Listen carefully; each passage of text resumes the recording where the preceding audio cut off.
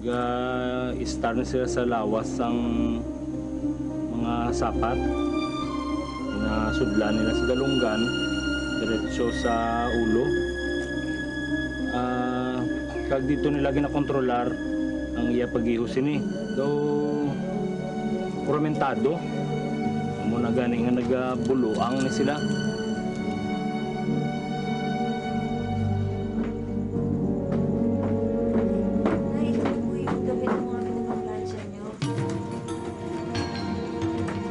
Ang makinig ko man.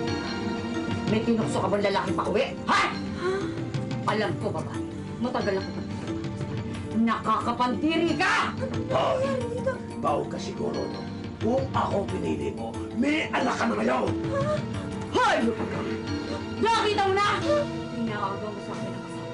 Magbabayad ka! Hindi po! Wala po ako ginagawa! Ano? Bakit to? Ano nangyari doon ay? Huwag ka makialam! At isa! Huwag mong patulan ang asawa mo! Sinungalingan! Teka muna! Ano nangyari doon, Ana?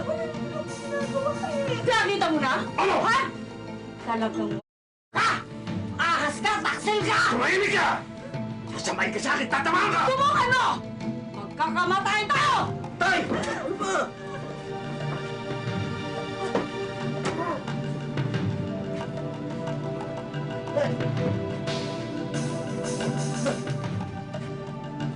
Ano ang ginawa ng asawa mo? Hindi mo kasi dinidisiplina eh. Dapat dyan makatikim ng sampal!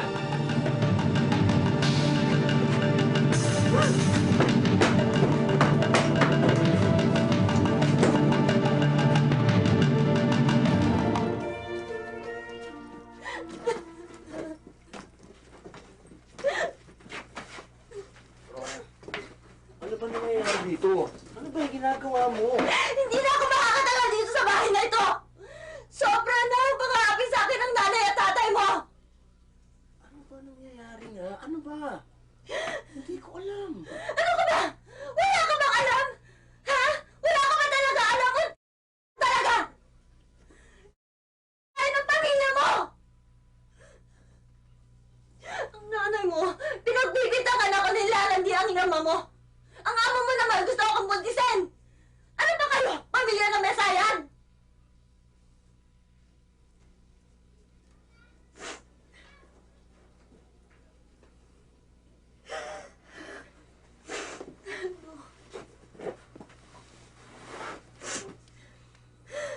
Kung hindi ka sasama sa akin lumayas sa pamamahay na ito,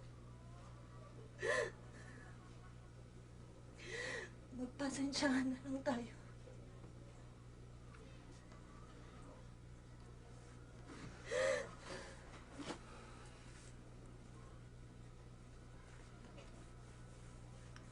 Tama na. Tama na, tama na. Tama na.